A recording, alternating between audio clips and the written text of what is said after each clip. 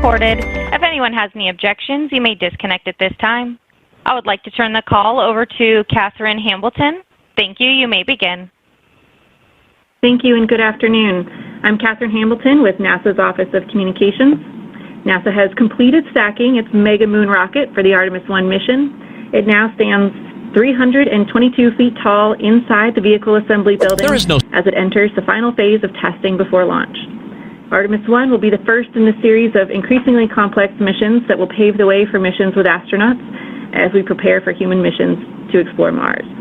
Here to talk with us about the recent operations and what is ahead of us before the Artemis I launch are Tom Whitmire, Deputy Associate Administrator for Exploration Systems Development at NASA headquarters, Mike Bolger, Exploration Ground Systems Program Manager at NASA's Kennedy Space Center, Kathy Kerner, Orion Program Manager at NASA's Johnson Space Center, John Honeycutt, SLS Program Manager at NASA's Marshall Space Flight Center, and Mike Serafin, Artemis Mission Manager from NASA headquarters. After a brief opening comments from each of our speakers, we will take your questions. You can enter *1 on your phone to be entered into the question queue at any time. Your phones are on mute now, and the operator will open your mic when we're ready and close your mic after you ask your question. We ask that you please stick to one question and identify to whom your question is directed. If we have additional time, we'll do another round of questions. About 1 hour after we conclude, you can listen to a replay of this teleconference by dialing toll-free 202-369-0188. All right. And first, we'll hear from Tom Whitmire. Tom? Okay, thank you, Catherine. Hey, I just got back from the Kennedy Space Center. I was down there on Wednesday. I had a chance to be with Mike Bolger in the vertical assembly building. And what we do is we go into the building, and if you go all the way back and to the right, that's High Bay 3. That's where this vehicle is. And Mike and I were over in High Bay 4, which is across from it. And we got to see the 322-foot tall integrated stack. And it's taller than the Statue of Liberty, and I like to think of it as a Statue of Liberty because it's very engineering complicated piece of equipment, and it's very inclusive. It represents everybody. As you know, Artemis I is the first step to landing the first woman and the first person of color on the moon, and it's a very important achievement for this country. The rocket itself was built using people from every state in the United States of America, and it also involved a partnership with the Europeans, and we're very proud of that. And so before I get started, I just want to take this opportunity to thank all those folks who did all that work to put us in a position as a country to be able to do this next step as we move forward with the Artemis program. So thank you very much. So we've got the integrated stack and the VAB, and we'll start to check all the interfaces across the rocket and make sure that they are working properly. They're communicating with each other, and they're communicating with our Launch Control Center. Mike Bolger, who will talk in a few minutes, will give you more details about the testing that's in front of us. I can tell you overall from an agency perspective, we're looking to get to the pad late this year, and then early next year we will do a wet dress rehearsal. After the wet dress rehearsal, we go back into the VAB, back to High Bay 3, and we do some additional checks outs, and then we'll roll it out one more time, and we'll be prepared to launch the vehicle. And we're looking for a period of time, right now for analysis purposes, we're looking at a period of time within February. Mike Serafin, who's here with us today, will talk a little bit more about those period of time. But in generally speaking, we're very excited. We think this is really tremendous progress, particularly during a period of time where we've had some COVID challenges and other activities and some first-time flow challenges. We're really proud of the dedication of the team, Mike's team, and everybody involved in the process. Artemis I is a test flight. It's not crewed. It's our opportunity to bring SLS and Orion up in deep space, take it to the moon. When I flew back after Wednesday, I came in on a plane, and I was on the right side of the plane, and I looked out my window, and it was a clear night, and we had the Hunter moon was out there. It's right at the horizon. And I think everybody who could have been there or saw the Hunter moon themselves, I hope you kind of thought about that for a few seconds and the silent promise that we have to get back to the moon, take our next step, and have the first woman and the first person of color on the lunar surface. We think that's really important. Like the Statue of Liberty, I think it really represents what this country is about. And with that, let me go ahead and introduce Mike Bolger. Mike Bolger is our ground processing lead, our program manager for EGS. Go ahead, Mike. Yeah, hey, thank you, Tom, and good afternoon, everyone. Tom, it's interesting. I saw the moon, too. We had clear skies here as well, and it's funny. Anytime there's a full moon, I look up there and I kind of think about the mission that we've got, and it always gets me pumped up.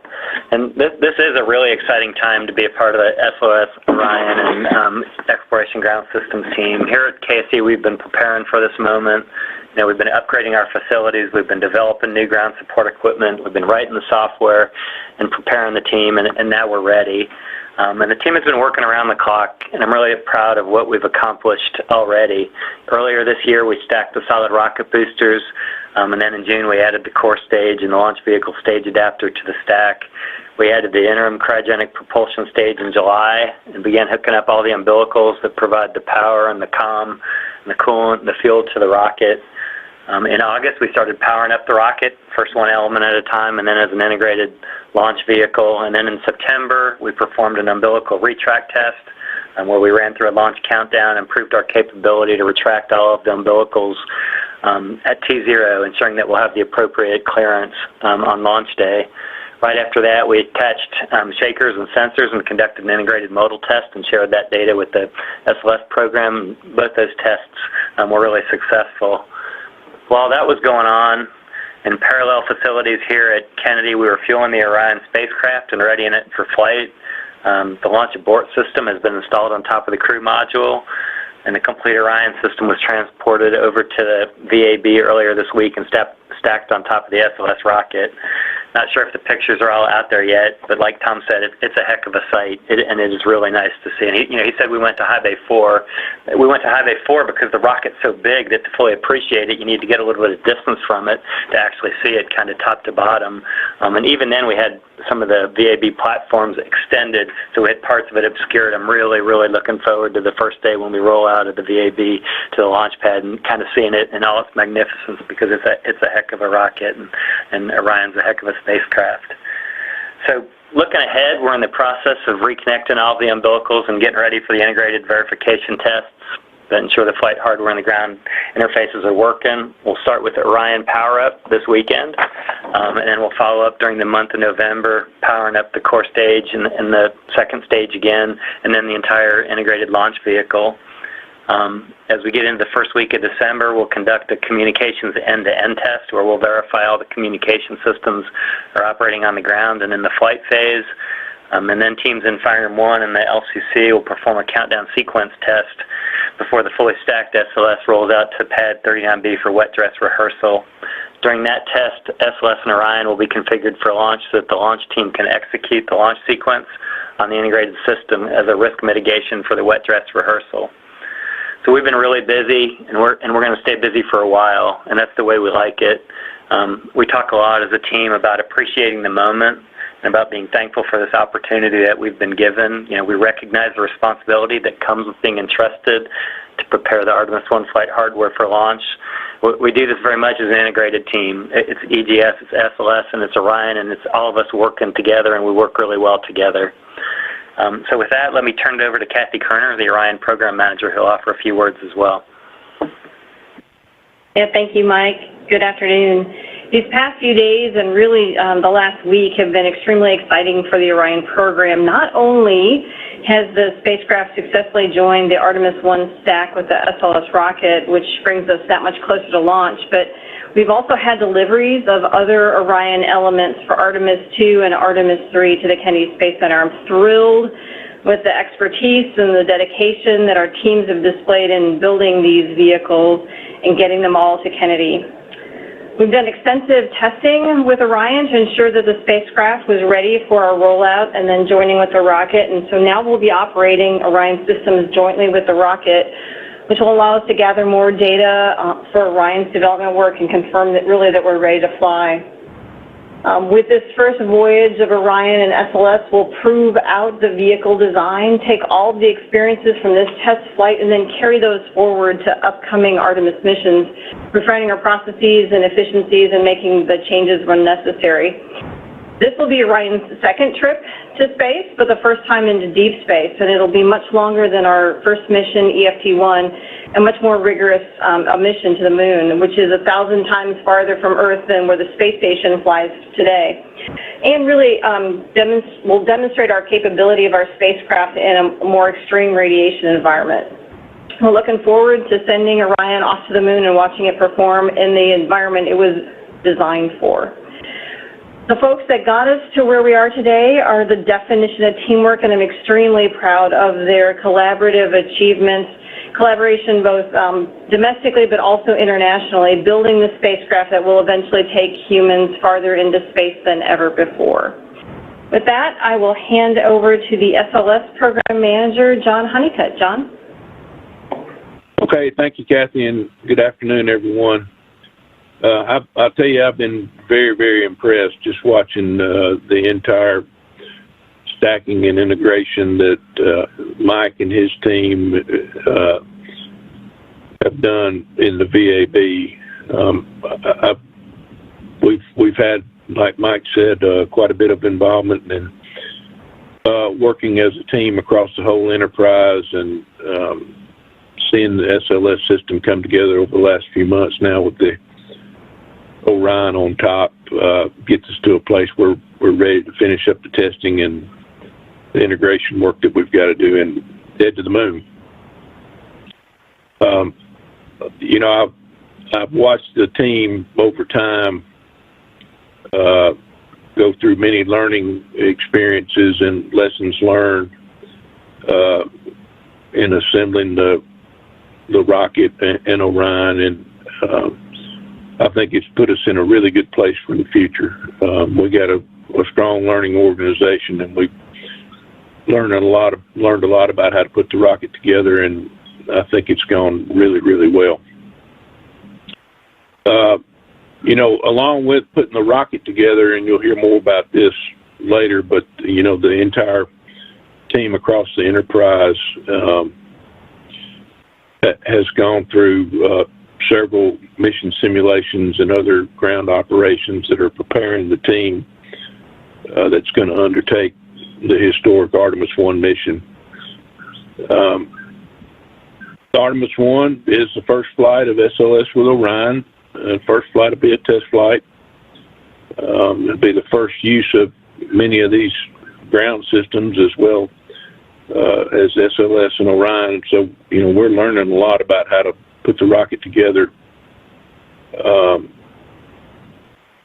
the work that we're completing over these final days, through the work that we're completing over these final days for the mission. I'll tell you, I couldn't be prouder of the team that got us to where we are today.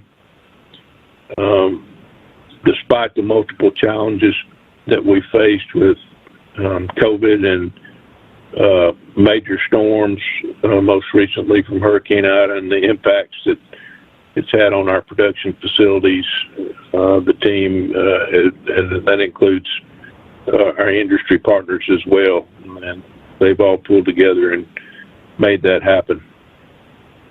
We did see really, really good success, as Mike alluded to, in the recent modal testing, and we walked away with a tremendous amount of data, and important data that informs us on how the rocket will perform during flight. And so we'll be working closely with Mike as he goes through his series of tests and gets us to a wet dress rehearsal, and I'm really looking forward to that. So now I'd like to turn it over to Mike Serafin, who is our mission manager. Mike? Thank you, John. Completing stacking is a really important milestone. It shows that we're in the home stretch towards the mission. In parallel with bringing our rocket and our spacecraft together at our launch site, we've been bringing our mission teams together. So that's our operations teams led by the Exploration Ground Systems for launch and recovery out of the Kennedy Space Center, our flight operations team out of Mission Control in Houston, our engineering teams that are the engineering technical reachback for the Space Launch System out of Huntsville, as well as the Orion spacecraft in the mission evaluation room out of Houston, and then the mission management team. So we've been coming together as one mission team in parallel with our hardware at the launch site. We've conducted a series of simulated missions, and I can promise you that we are on track to fly, and this team will be ready when our flight hardware is ready. We've got some challenging mission priorities ahead of us. We've purposely pulled together a stress test for our Space Launch System rocket in our Orion spacecraft, and our 4 primary objectives are to demonstrate Orion's ability to return from the moon at lunar reentry conditions, to operate our flight systems in the flight environment, to retrieve our spacecraft, and then what I like to call bonus objectives. If you break those down a little bit further, in order to demonstrate Orion's ability to return from the moon at lunar reentry conditions, we need the rocket to do its job. We need to take all that cryogenic fuel and solid propellant and chemical energy that we have on the ground and deliver the Orion spacecraft to the point of translunar injection, and then take all that potential and kinetic energy out through friction when the spacecraft enters through the Earth's atmosphere.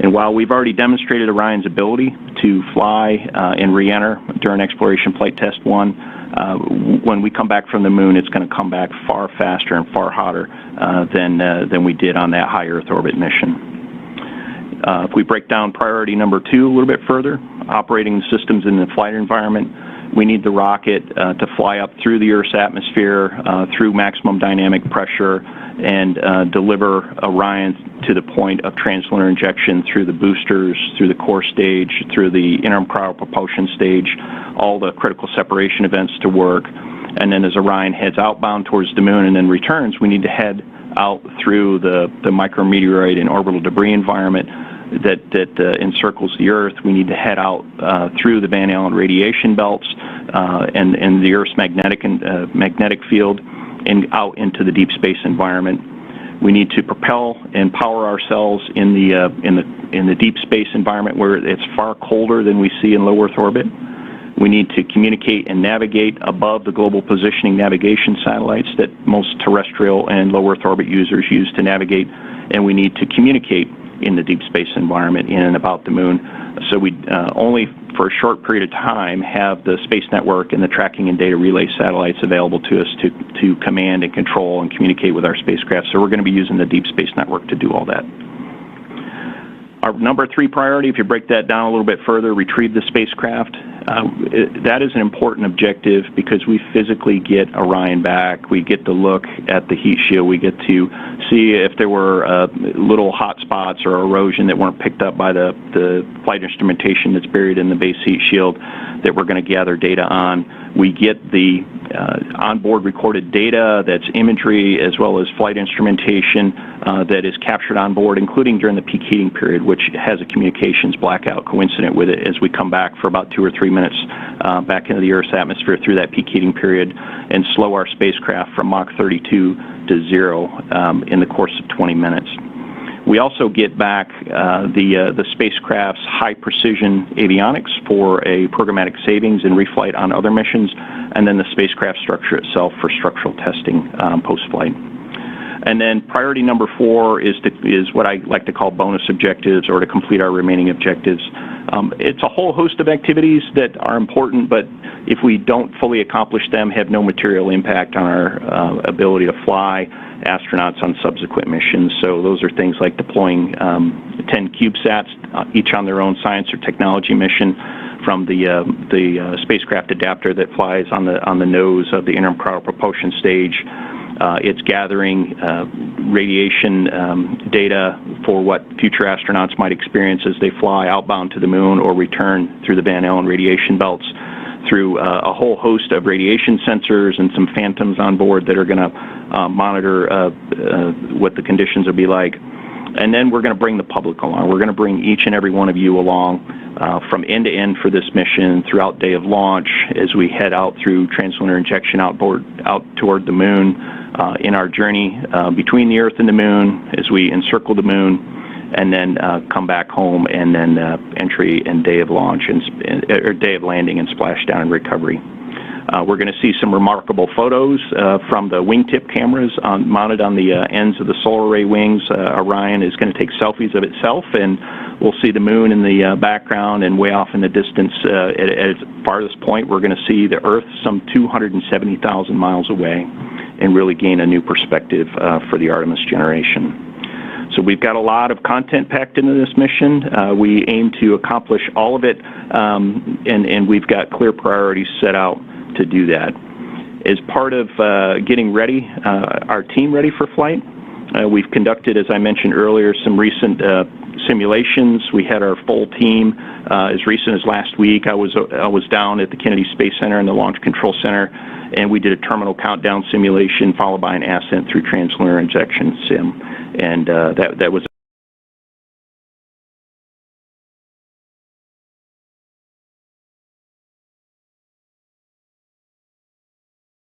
coming up, which is a full mission dress rehearsal with air operations, with helicopters, small boats that will be used to initially assist the retrieval of the Orion crew module, and then the recovery ship itself with our Navy counterparts. So we've got all the teams working together to be ready for flight.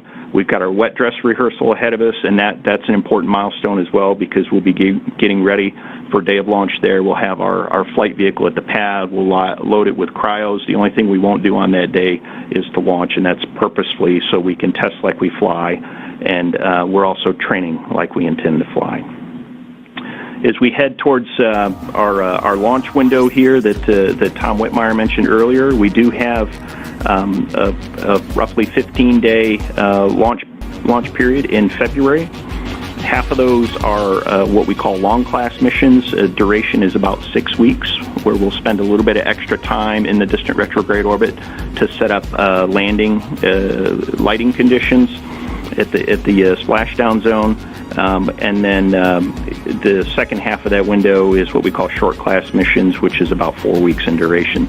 We know exactly the duration of each mission opportunity. It's day dependent, and it's really tied to some of the objectives that we have. So our teams are off preparing for these scenarios and all the various mission phases, and the specific mission duration again is going to depend on the day.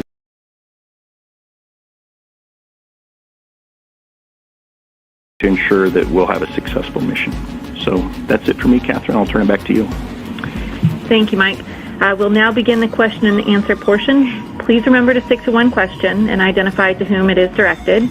If we have time, we'll allow reporters to ask a second question. Again, you can enter *1 on your phone to be entered into the queue at any time, and you can enter *2 if you'd like to be removed from the queue if your question is answered while you're in the queue. All right, so first we will start with Bill Harwood from CBS News. Yeah, hi guys. I think this is maybe for Whitmore. For Mr. Serafin, I'm not sure. And pardon me, my voice is a little messed up this morning. Can you tell us when the February period, the launch period, begins and ends? And is there a target date for the wet dress rehearsal?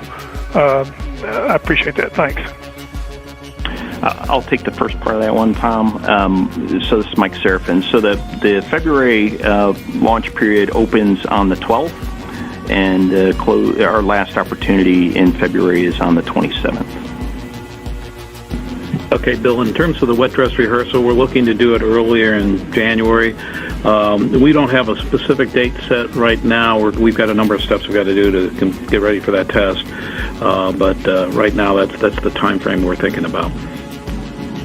Thank you very much. Our next question is from Stephen Clark of Spaceflight Now. Your line is open.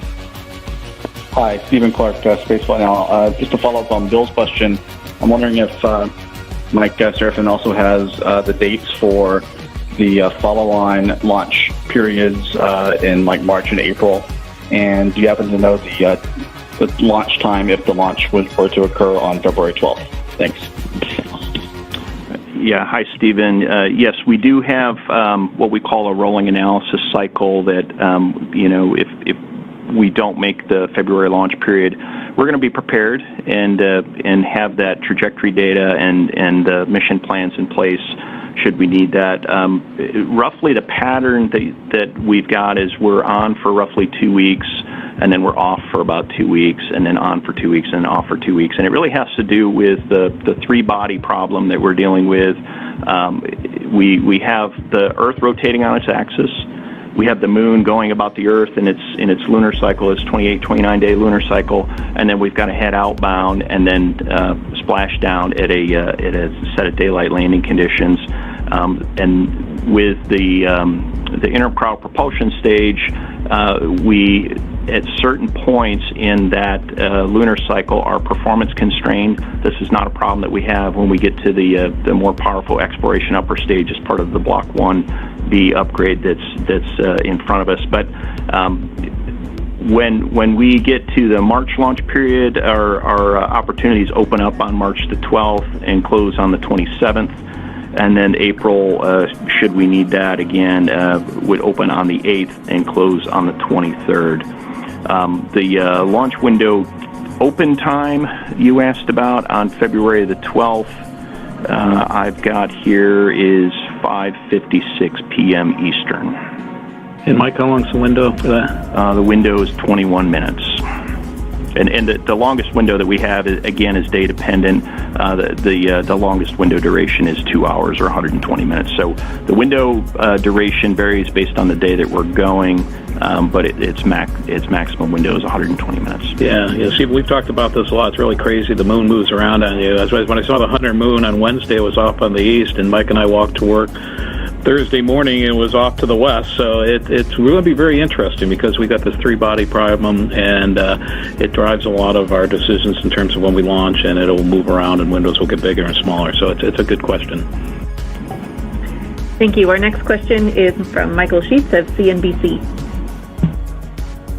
Hi, this question is primarily addressed to Tom Whitmire. I'm curious, given this is a taxpayer-funded program, what NASA's estimated total cost of the Artemis I mission is? Thanks. Yeah, we have, of course, we're a really transparent agency. We have a lot of reports out there right now, and I'd kind of reference you to them. There's different ways to look at the cost of the mission, whether it's the development cost, the test cost, operational cost. I would really just refer you back to what's publicly available information in that area. It really depends on how you ask the question, and so that would probably, I don't want to give you a number that's any different than already out there, and I think there's a number of reports right out now that you can just take a look at and see what they've got. Thank you. Our next question is from Eric Berger of Ars Technica. Your line is open. Excuse me. Hi. Thanks very much for doing this. Probably a question for Tom Whitmire, but maybe Mike Serafin. Can you talk about what will be different from this wet dress rehearsal versus what was done in December 2020 during the green run tests? Should we expect that since you've been through this process a couple times now at the core stage, that this process will be fairly smooth, or lots of things going on that maybe make it a little more challenging and sort of experimental in that sense? And then when would you need to be complete with this wet dress rehearsal to meet that February launch window? Thank you. Okay, Eric, let me start, and I'll let Mike Bolger kind of add some more details. He's the expert for the ground processing activity. What we did at Stennis was really a test of the vehicle, and John Honeycutt would do a much better job than I would describing all the different system parameters that were demonstrated in the core stage performance. It was an excellent test. Actually, the core stage performed very well. When we're at the Cape and we get out to the pad, we have to demonstrate the systems that are at KSC in terms of their interface with the vehicle. We want to see how the ML performs. We want to practice our cryosphere loading and unloading. We go through a couple operations for this wet dress that we would do differently for the actual launch. And we have a lot more flexibility because we can work issues and demonstrate all the systems and end-to-end system integrity all the way from the LCC out to the pad and back. And so I'm going to let Mike talk a little bit more about it, but that's, Eric, at a really higher level. That's what's unique to the wet dress. And Mike, you can add to that. Yeah, sure. So the test is a full cryogenic tanking, of both the core stage and of the ICPS, and then also a drain for the stack. It will contain a recycle demonstration where we'll basically recycle our count. Ultimately we'll count down to just under T-minus 10 seconds, right before the engines would fire, and then we'll cut off. It's a good test.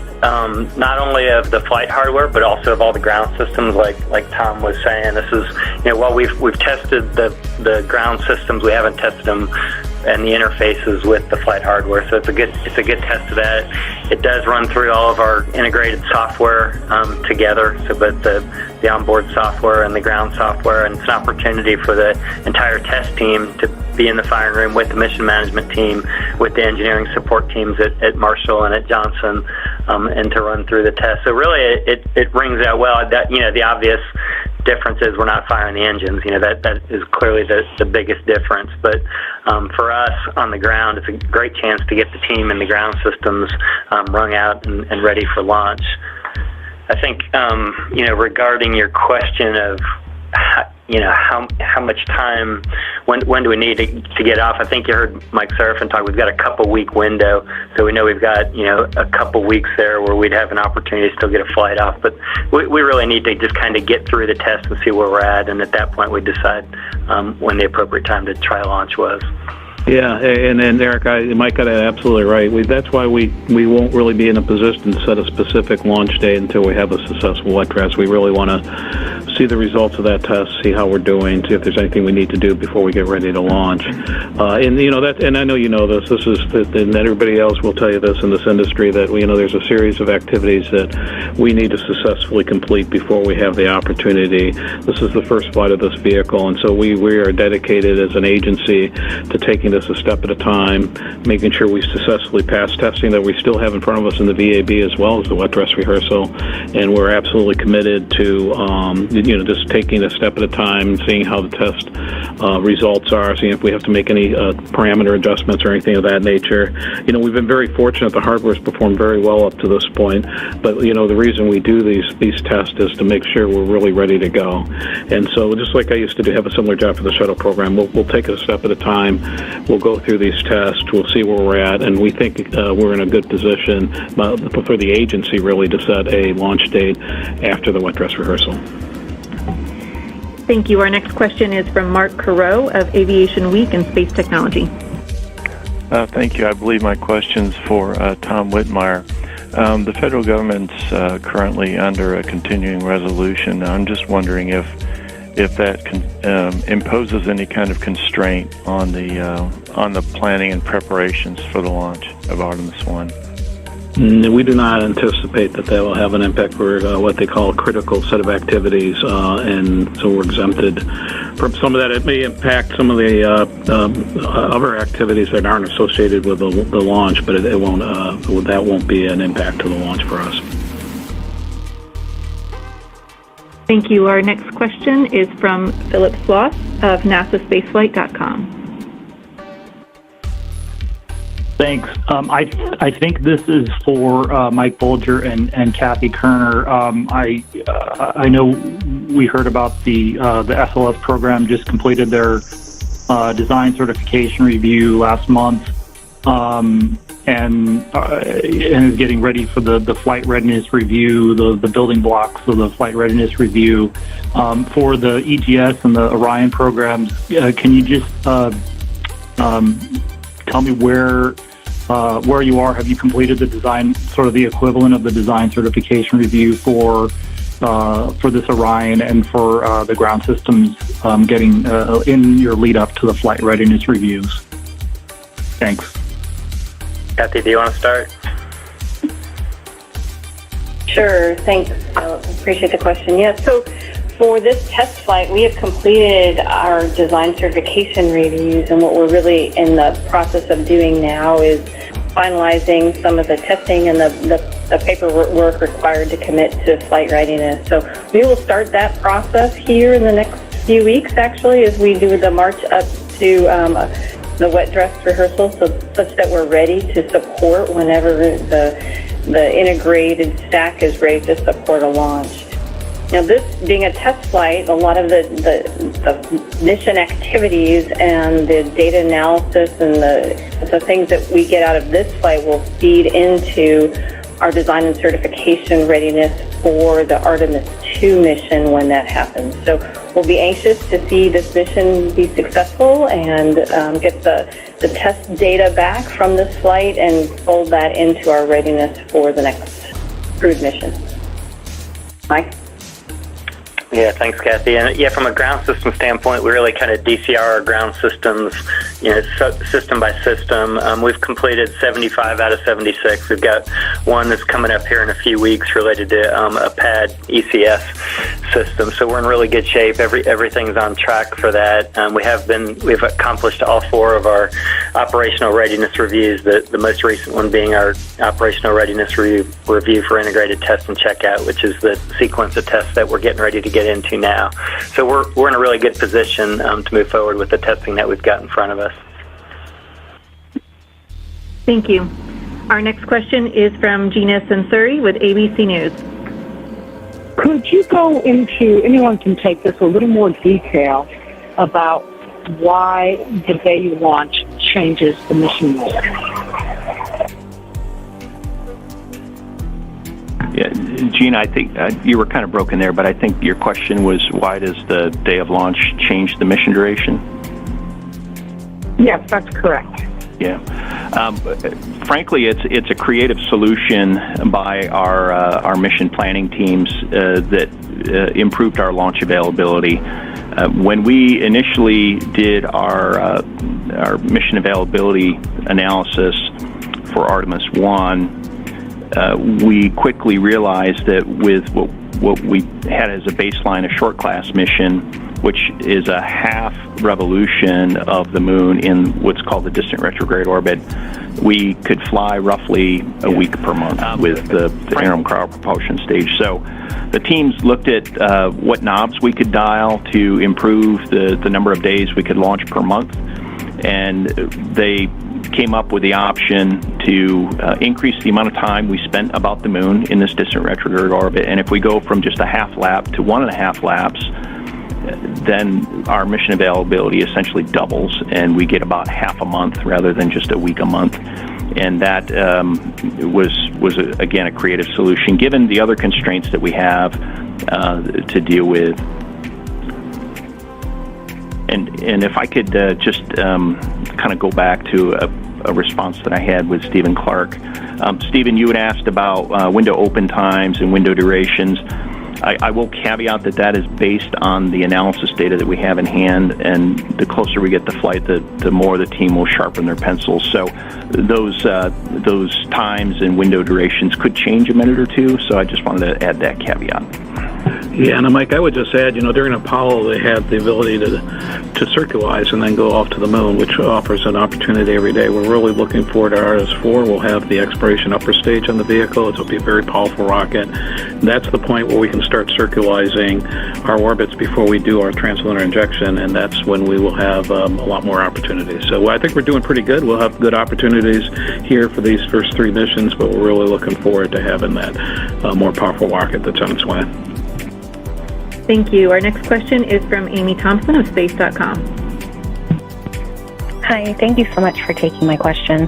I think maybe this is for Mike. I was wondering, based on, I guess, the vehicles Orion and SLS are fueled, are there any constraints on when you have to launch based on that? Thank you. So there's a number of constraints in play on day of launch. We are limited based on the amount, and Mike Bolger will probably add a few more words on this, by the amount of liquid hydrogen that we have, which kind of dictates the amount of time that we not only can sit on the pad for a given launch attempt, but also the interval between launch attempts. This rocket is so big, and we need so much liquid hydrogen that our current infrastructure at the Kennedy Space Center just does not support an everyday launch attempt. We also have a number of other constraints that we need to look out for. So we need to do collision avoidance screening, and that could actually result in a launch window cutout. When you go to low Earth orbit, you don't have to fly through all the stuff that sits between us and geosynchronous orbit, but we screen against all of the objects in the debris catalog all the way through the point of translunar injection and a little bit past spacecraft separation, which is a little over 2 hours into the mission. So we have collision avoidance. We've obviously got natural environments. We've got weather that needs to be considered. We have a day of launch assessment against the atmosphere that we do, and we'll be gathering data through weather balloons and a Doppler weather profiling system that will tell us the winds aloft and any other conditions that might exceed the vehicle's ability from a structural standpoint to fly through it. So we'll be monitoring the day of launch conditions. We also have some valve cyclings and valve pressurization that we need to manage that can cause us to need to drive the specific time that we go.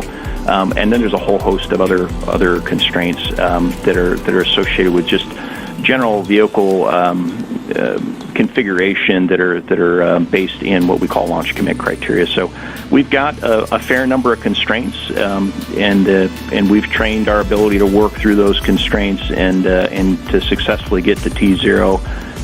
I hope that answers your question. Yeah, hey, Mike. I'll add just a couple of things. Like you said, from an SLS standpoint, we haven't fueled, but we will fuel as a part of the launch countdown sequence. And then, if we were to not go on the first day, we have a 48-hour scrub turnaround capability, and then we would have a third launch attempt 72 hours after that. We are currently upgrading our infrastructure here, adding a new 1.4 million gallon tank, which initially we were thinking was required for Artemis IV, but we're realizing it does give us some additional capability to improve our turnaround times and support longer launch windows, beginning as early as Artemis II. So that's kind of from an SLS side. On the Orion side, and Kathy may want to pitch in some more, but since we fueled back in our multi-purpose processing facility, we started I'll call it a soft clock of 400 days. We wanted to get a launch off, and that clock would come up in June of 22, but it's a soft clock. We've got an opportunity if for whatever reason we weren't off by June for the engineers to go do the analysis and hopefully get us good to go for launches after that. Thank you. Our next question is from Lauren Grush of The Verge. Hi, thank you so much. I'm curious if these updates on schedule for Artemis I have any effect on the launch date for Artemis II, or if that's still scheduled for 2023, and what is the minimum turnaround time that you need between these two launches? Thank you. Yeah, Lauren, we're still looking at the Artemis II schedule. There's a lot of things associated with Artemis II. This Artemis I flight's an uncrewed flight. Artemis II is a crewed flight. We have a lot of additional systems that we have in the vehicle that Kathy could talk about.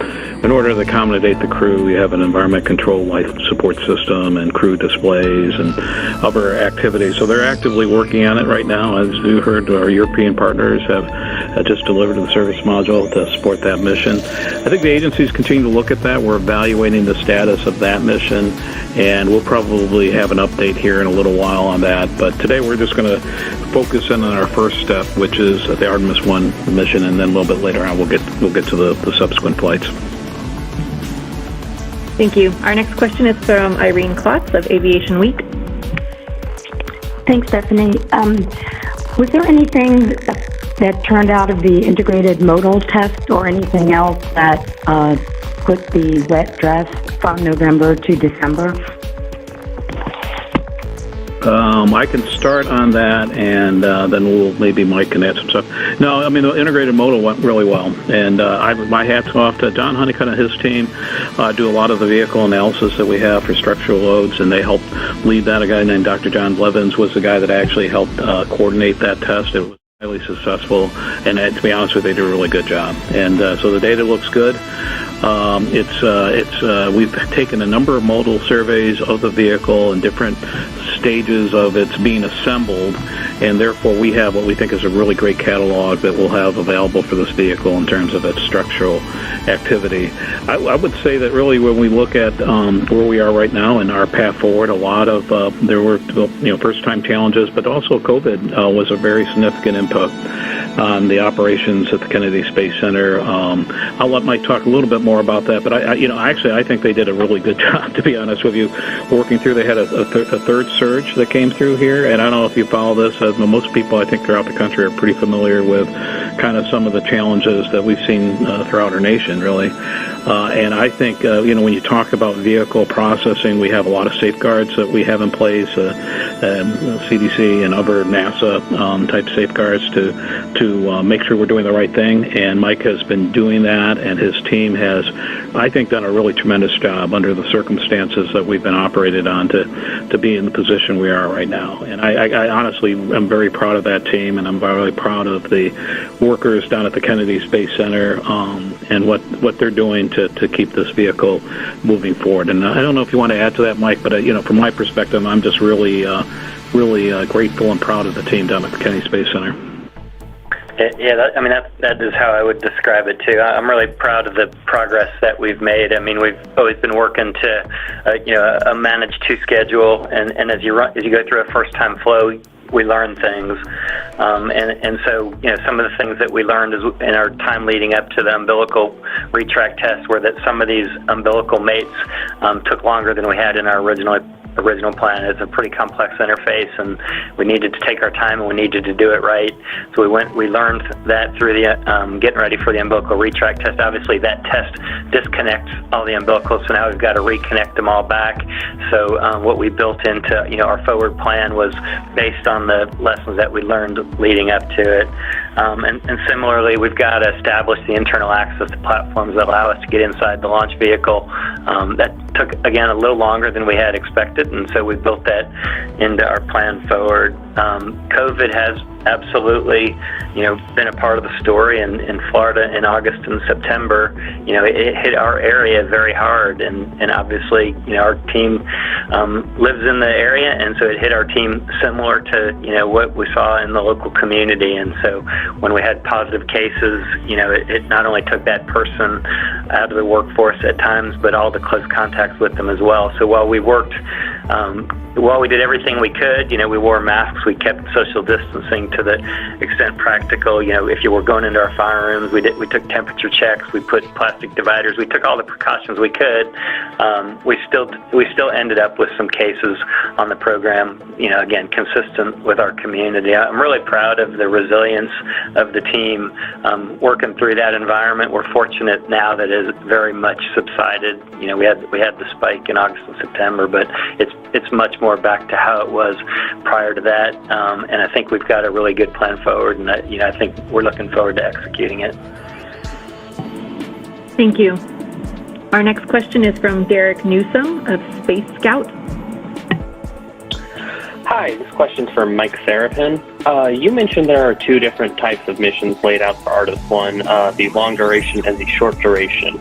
Is there any particular between them that the team would favor, targeting the short over the long or the long over the short? Thanks.